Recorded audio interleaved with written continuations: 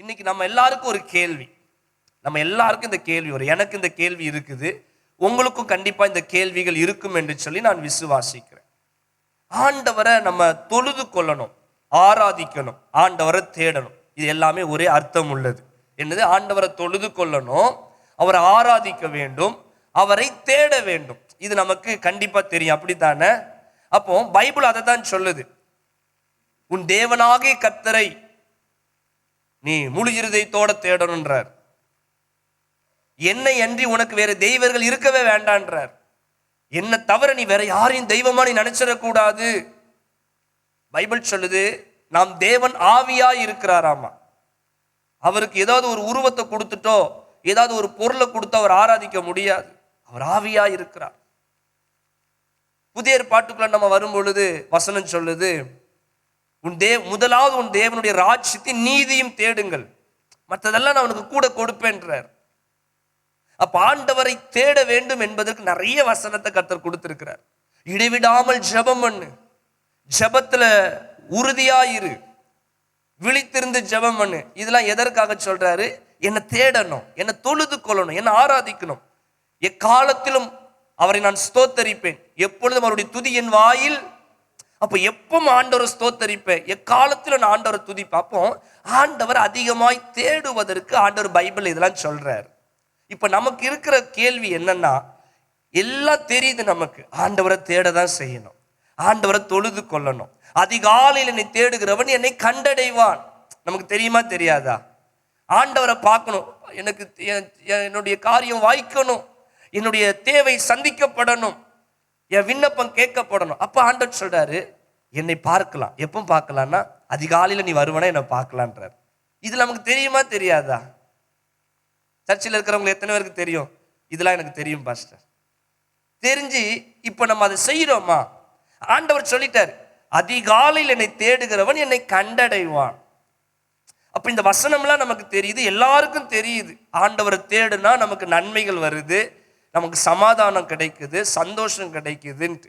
ஆனா நமக்கு வர கேள்வி என்னன்னா, எல்லாம் தெரியுது, ஏன் ஆண்டவரை ஜனங்கள் இன்றைக்கு தொழுது கொள்ள ஆர்வம் இல்லை?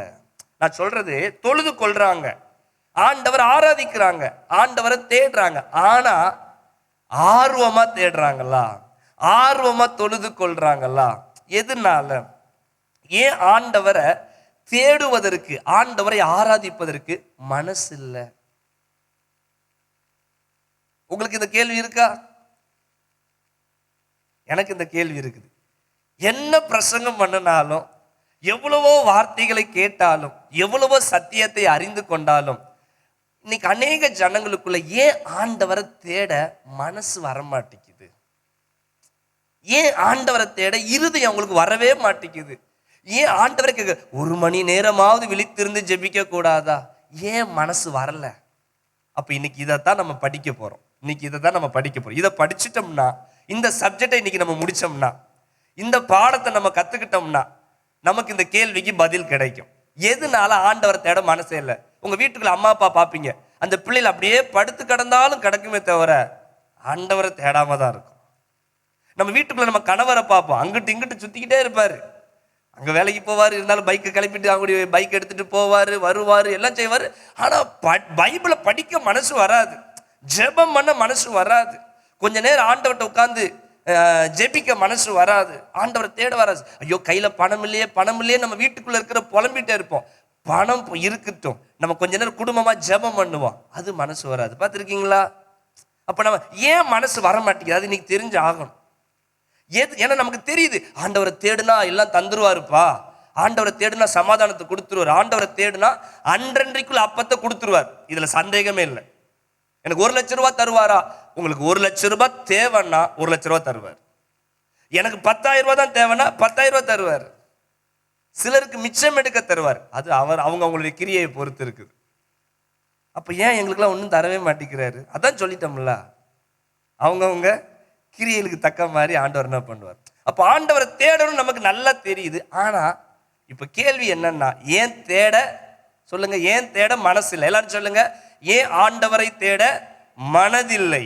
ஏன் ஆண்டவரை ஜெபிக்க ஏன் நமக்கு மனசு வர மாட்டேங்குது? ஏன் வேதம் வாசிக்க மனசு வர மாட்டேங்குது? இப்ப நல்லா பாருங்க, பைபிள் ஆண்டவர் சொல்றாரு, உங்களுக்கு ஆசீர்வாதம் வேணுமா ஆண்டு சொல்றாரு, தகப்பனிடத்துல பிள்ளை அப்பத்தை கேட்டால் அவன் கல்லை தருவானோ? தகப்பனிடத்துல பிள்ளை மீன் கேக்குது, எப்பா எனக்கு இன்னைக்கு மீன் வாங்கி தாங்கப்பான்னு கேட்டா பாம்பை தருவானோ? அப்போ வேதம் சொல்லுகிறது, வாசிங்க அதை எடுத்து, மத்தேயு 7ஆம் அதிகாரம் 11வது வசனம் என்ன சொல்லுது? மத்தேயு 7ஆம் அதிகாரம் 11வது வசனம். அப்போ 9வது வசனத்திலையும் ஆண்டவர் சொல்றாரு, தகப்பன் என்று சொல்றாரு 9வது வசனத்துல, உங்களில் எந்த மனுஷனானாலும் தன்னிடத்தில் அப்பத்தை கேட்கிற தன் மகனுக்கு கல்லை கொடுப்பானோ? அப்ப அப்பா வந்து மகனுக்கு கல்லை கொடுப்பானா? மீன் கேட்ட பாம்பை கொடுப்பானா? கொடுக்க மாட்டான். அப்போ 11வது வசனத்துல அந்த அப்பாவை அவர் என்னவாய் சொல்லுகிறாரு? ஆகையால் பொல்லாதவர்களாகிய நீங்கள் உங்கள் பிள்ளைகளுக்கு நல்ல ஈவுகளை கொடுக்க அறிந்திருக்கும் போது. அப்போ அந்த அப்பாவை பார்த்து ஆண்டவர் சொல்றார், பேரண்ட்ஸை பார்த்து ஆண்டவர் சொல்றார், எப்பா உன் பிள்ளைக்கு நல்லதை கொடுக்க நினைக்கிறல்ல, ஆனா நீ யாரு? பொல்லாதவர்கள். நல்லா கவனிக்கணும். அப்போ நமக்கு ஆண்டவர் வச்சிருக்கிறது எப்படிதான் பேர் வச்சிருக்கிறாரு? நம்ம பிள்ளைக்கு நல்ல அப்பத்தை கொடுத்தாலும் மீனை கொடுத்தாலும் நமக்கு பேர் என்ன பேரு? இது புதிய ஏற்பாட்டிலும் இல்ல, பழைய ஏற்பாட்டில் இருக்குது.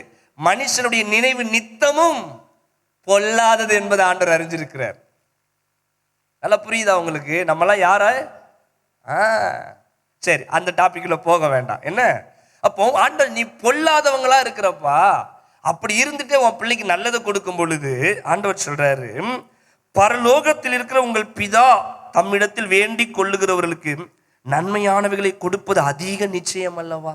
அப்ப ஆண்டவர் சொல்றாரு, பொல்லாதவங்க நீங்களே நல்லதை கொடுக்கும் பொழுது அதை விட நான் வந்து பரமபிதா நல்லதை கொடுக்க மாட்டேன்னா அதிக நிச்சயம் அல்லவா, நான் கட்டாயமா கொடுப்பேன்றார். ஸோ ஆண்டவர்கிட்ட தேடுனா எல்லாம் கிடைக்கும். அப்போ நம்மளுடைய கேள்வி என்ன? ஏன் தேட? அதெல்லாம் எங்களுக்கு தெரியுது பாஸ், ஆண்டவரை தேடுனா எல்லாம் நடந்துரும், நமக்கு தெரியுதான் செய்யுது. ஜெபம் பண்ணா எல்லாம் மாறிடும், தெரியுமா தெரியாதா? ஆண்டவர் தேடுனா எல்லாம் மாறிடும், தெரியுமா தெரியாதா? ரெகுலரா சர்ச்சுக்கு வந்துட்டாலே நம்ம ஆண்டவர் விட்டு தூரம் போக மாட்டோம், தெரியுமா தெரியாதா? எல்லாம் தெரியும். ஆனா ஏன் நம்மளால வர முடியல? ஏன் சர்ச்சையை ரெகுலர் அட்டன் பண்ண முடியல?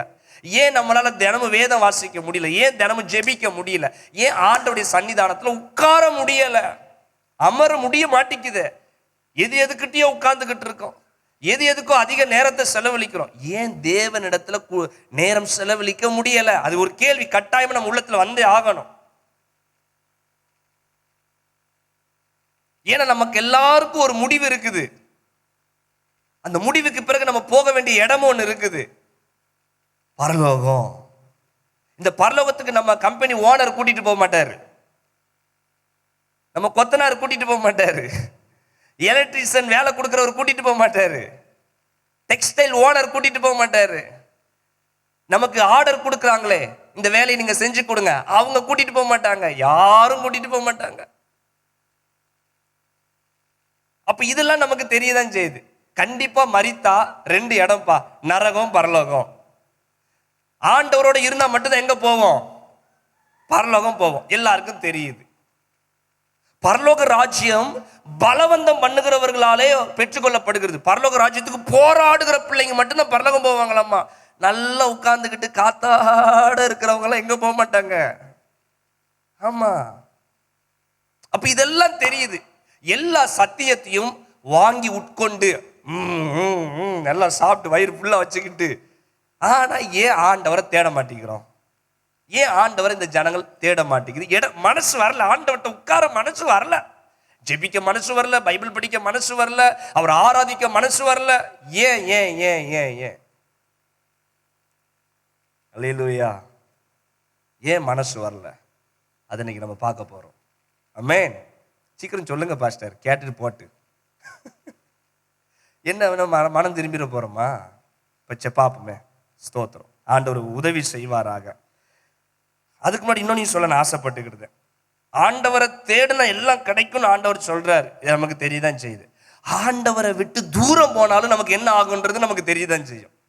இப்ப இந்த சைடு நம்ம பார்த்துட்டு போனாதான் நல்லது. என்ன, ஆண்டவரை தேடுனா நமக்கு மீனை பார்க்கலும் பெஸ்ட்டை தருவார், கல்லை பார்க்க அப்ப பெஸ்ட்டை தருவார். எல்லாமே ஆண்டவர் நீ அறியாததும் உனக்கு எட்டாததுமான பெரிய காரியங்களை நமக்கு செய்யறேன்னு சொல்றார். இதெல்லாம் நமக்கு தெரியுது.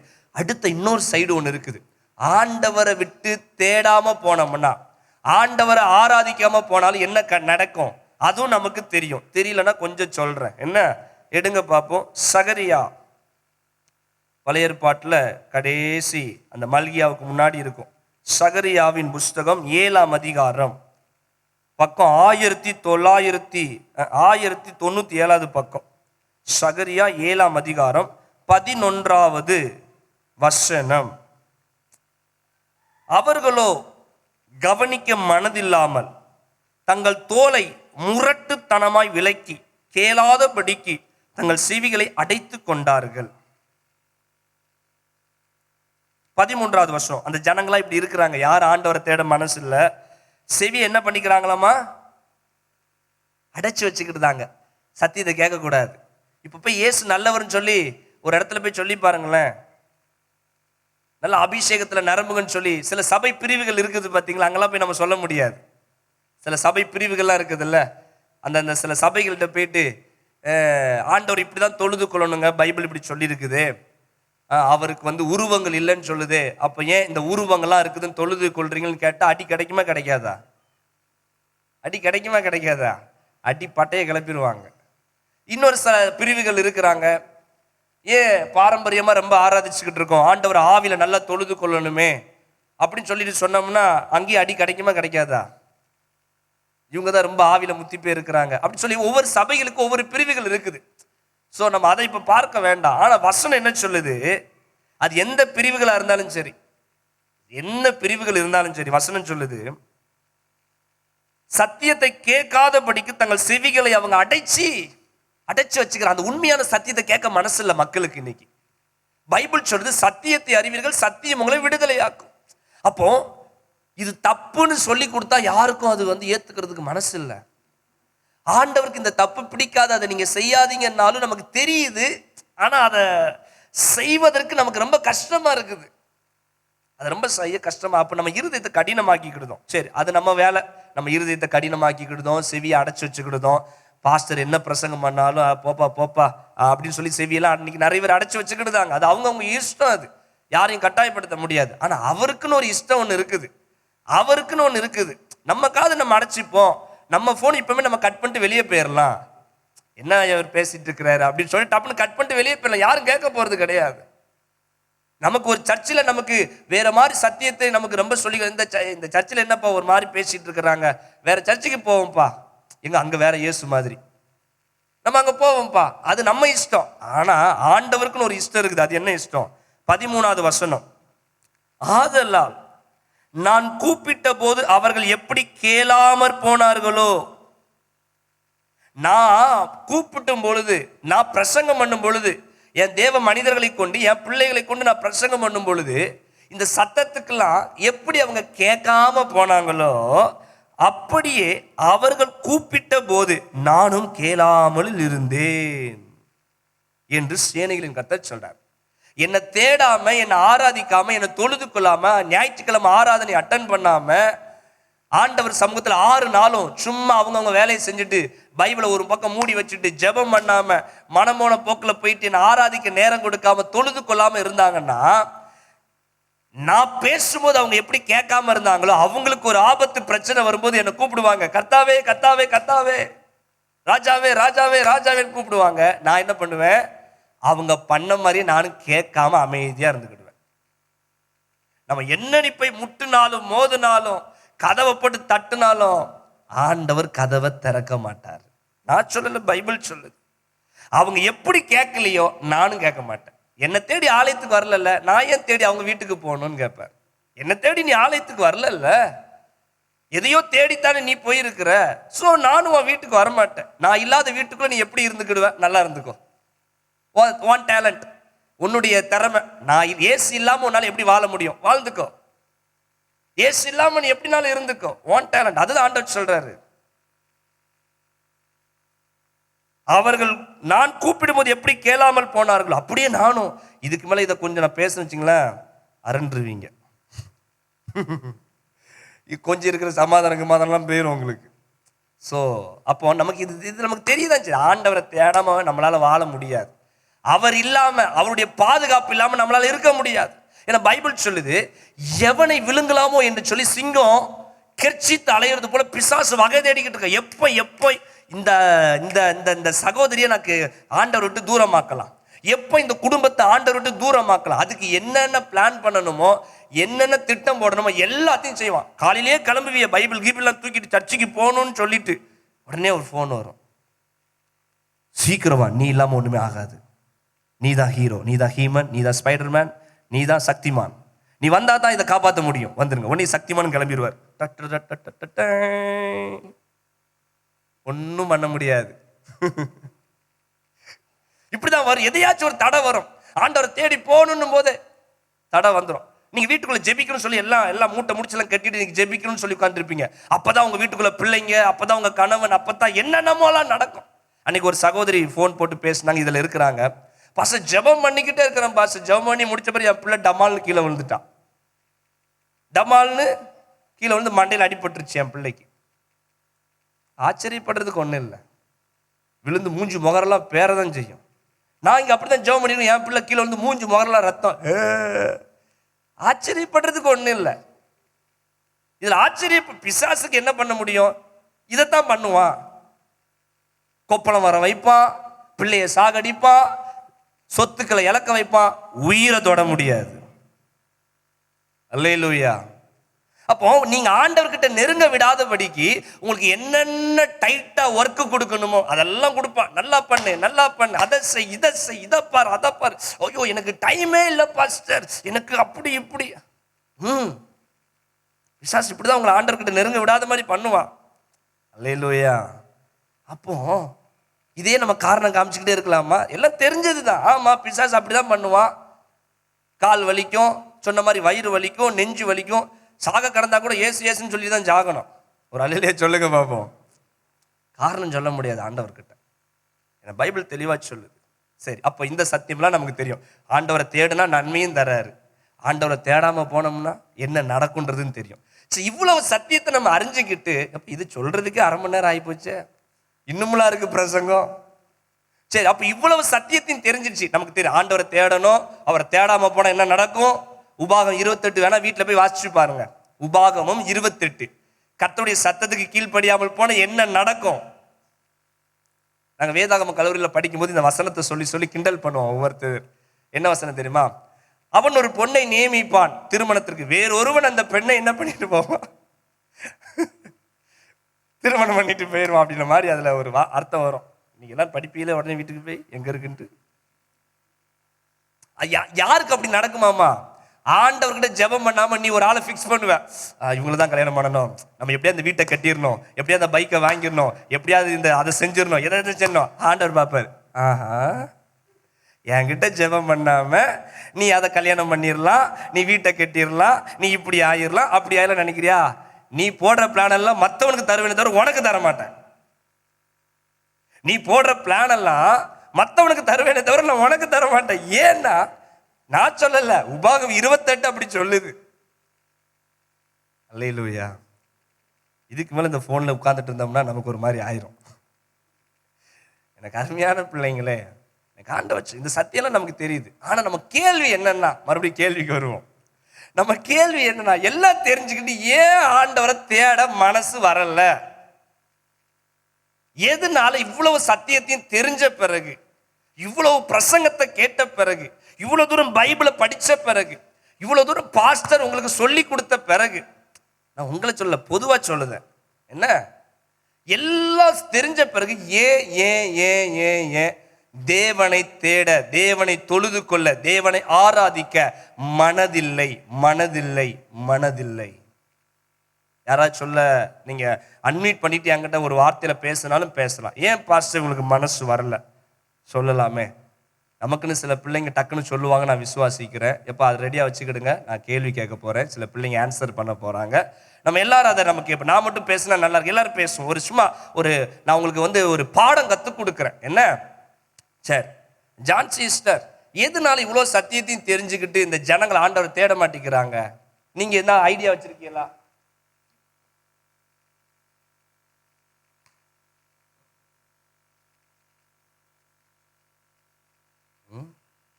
கேட்டக்கு வேற யாரில் ராணி சிஸ்டர் கேட்குறீங்களா? நீங்க என்ன சிஸ்டர் நினைக்கிறீங்க? இவ்வளோ சத்தியம் நமக்கு தெரியுது, ஆனால் ஆண்டவர் தேட மனசு ஏன் வரல ஜனங்களுக்கு?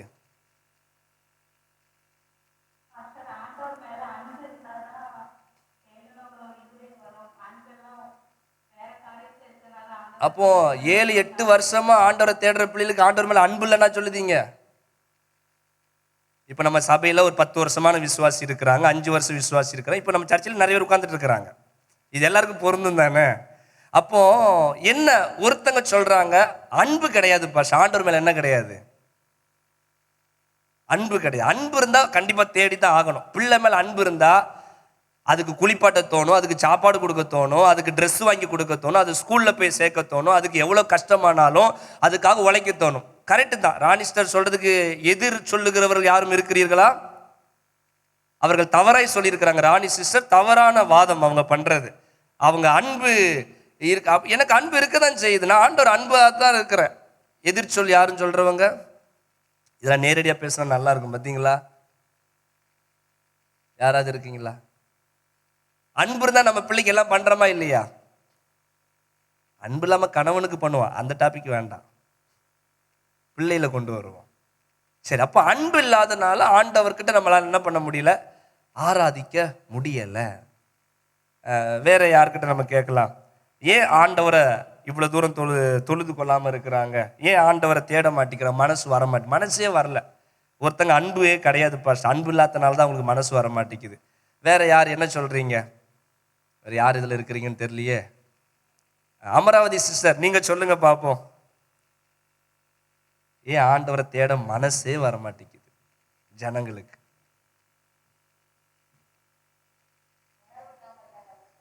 உணர்வு இல்லாம இருக்கிறாங்க.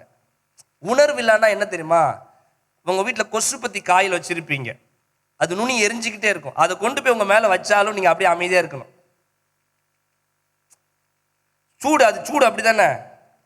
அந்த கொசு பத்தி காயத்துக்கு கையில வச்ச பிறகு நான் அப்படியே அமைதியா இருக்கேன்னா, ஏய் உணர் இல்லையா? அங்க பொத்து வடிஞ்சுக்கிட்டு இருக்கும், பொத்து வடிஞ்சுக்கிட்டு இருக்கும், உணரே இல்லை. குஷ்ட ரோகிகளுக்கு உணர்வு இல்லைன்னு சொல்றாங்க. எனக்கு தெரியல, நான் டாக்டர் கிடையாது. அந்த இடத்துல அவங்களுக்கு அடிப்பட்டாலும் இது பண்ணாலும் அவங்களுக்கு என்ன இருக்காதாமா? உணர்வு இருக்காது. நான் சொல்லல. இதுக்கு எதிர்ச்சொல் சொல்லுகிறவங்க யாரும் இருக்கிறீங்களா? அமராவதி சிஸ்டர் சொன்னது தவறானது. உணர்வே இல்லைன்ட்டு அவங்க எப்படி அப்படி சொல்லலாம்? அங்க 5 வருஷமா ஆண்டவர் ஆராதிக்கிறோம், உணரலாமலே நான் ஏதோ ஒரு வாரம் பைபிள் படிக்கல, அதுக்கு உணரலன்னு சொல்லிட முடியுமா? அப்போ இன்னைக்கு இவ்வளவு சத்தியங்களை அறிந்த பிறகும் ஆண்டவரை தேட மனசு வரல, ஆண்டவர்கிட்ட ஜெபிக்க மனசு வரல. காரணம் என்ன? நம்ம இப்போதான் மெசேஜுக்குள்ள உள்ள போகிறோம். அல்லேலூயா. எரேமியா தீர்க்க தரிசன புஸ்தகத்தை எடுத்துக்கொள்ளுங்க. எரேமியாவின் தீர்க்க தரிசன புஸ்தகம் 17ஆம் அதிகாரம். இதெல்லாம் ஒரு 2 மணி நேரம் பேசலாம், ஆனாலும் இன்னைக்கு எவ்வளவு தூரம் பேசணுமோ அவ்வளவு தூரம் ஆண்டவர் பேச நமக்கு கிருபை தருவாராக. சரி, எதனால ஆண்டவரை தேட மனசு இல்லை? நிறைய காரியத்தினுடைய ஒரு பகுதி. இன்னைக்கு அன்பு இல்லைன்னு சொன்ன மாதிரி, உணர்வு இல்லைன்னு சொன்ன மாதிரி, இது ஒரு பகுதி. மனுஷன் மேல் நம்பிக்கை வைத்து மாம்சமானதை தன் புய பலமாக்கி கொண்டு கர்த்தரை விட்டு விலகுகிற இருதயம் உள்ள மனுஷன் சபிக்கப்பட்டவன் என்று கர்த்தர் சொல்லுகிறார். மறுபடி வாசிக்கிறேன். மனுஷன் மேல் நம்பிக்கை வைத்து மாம்சமானது தன் புய பலமாக்கி கொண்டு கர்த்தரை விட்டு விலகுகிற இருதயம் உள்ளவன். அந்த சபிக்கப்பட்டவனுக்கு நம்ம போக வேண்டாம். அப்போ ஏன் கடவுளை தொழுது கொள்ள மனசு வரல?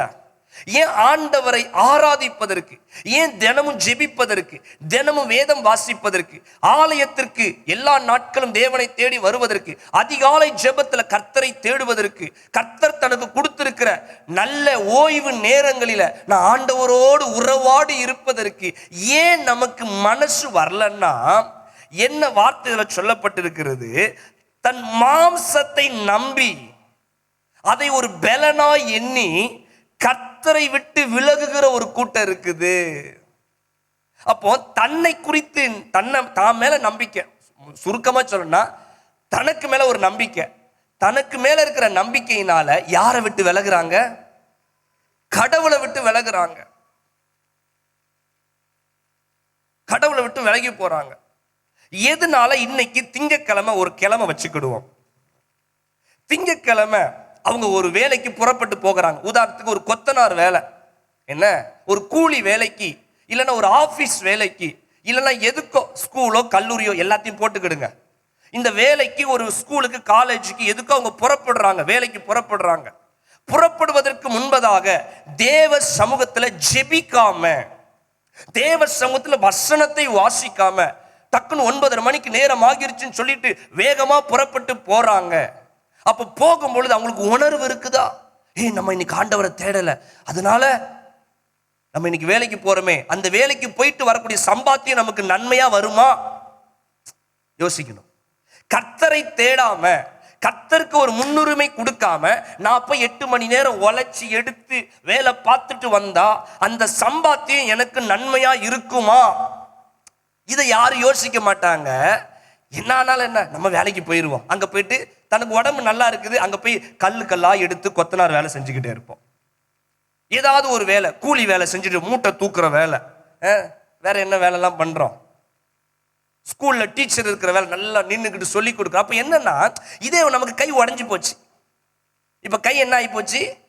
உடஞ்சோ வளைஞ்சோ போயிருச்சு. இப்பவும் நம்ம வேலைக்கு போவோமா? போக மாட்டோம். வேலைக்கு கூப்பிடுவாங்க, மறுபடியும் சக்திமான், ஹீமன், சூப்பர்மேன், நீ வந்தா தான் எல்லாம் நடக்கணும். ஐயா, சக்திமானுக்கு இப்ப என்ன உடஞ்சிருக்குது ஐயா? கை கொஞ்சம் உடஞ்சிருக்கு ஐயா. சூப்பர்மேனுக்கு கொஞ்சம் கால் என்ன இருக்குது, உடஞ்சிருக்குது. அப்ப போவோமா? போக மாட்டோம். ஆனா இப்ப உடையல, நல்லா இருக்கிறோம். இப்ப கூப்பிட்டவன நம்ம என்ன பண்ணிடுவோம்?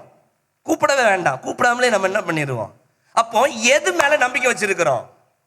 பைபிள் சொல்லுது, மாம்சத்தினை, மாம்சமானது தன்னுடைய புய பலமா, எனக்கு நல்லா இருக்கு உடம்பு, எனக்கு இன்னைக்கு போய் வேலை செய்ய எனக்கு முடியும், என்னால நின்னுக்கிட்டு 8 மணி நேரம் ஒரு கடையில நின்று வேலை பார்க்க முடியும், என்னால ஒரு 8 மணி நேரம் சேல்ஸ் பண்ண முடியும், என்னால ஒரு வேலையை செய்ய முடியும்னு சொல்லி தான் உடம்பு மேல இருக்கிற நம்பிக்கையினால இப்ப யாரை விட்டுட்டு எங்க போறோம்? புரியுதா நான் சொல்றது? அப்ப நான் இங்க கத்தரை விட்டு, என்னால ஒரு அவசரம் முடியல, அதனால சரி ஒரு நாள் ஓகே, திங்கக்கிழமை ஓகே, அப்போ உனக்கு செவ்வாய்க்கிழமையும் அப்படி வந்துச்சுன்னா ஓகே, செவ்வாய்க்கிழமையும் ஓகே, சரி இப்ப புதன்கிழமை இதே ரெகுலர் ஆச்சுன்னா நீ எது மேல நம்பிக்கை வச்சிருக்கிற? ஆழமா யோசிக்கணும். உனக்கு எது மேல நம்பிக்கை இருக்குது? உன் மேல தானே.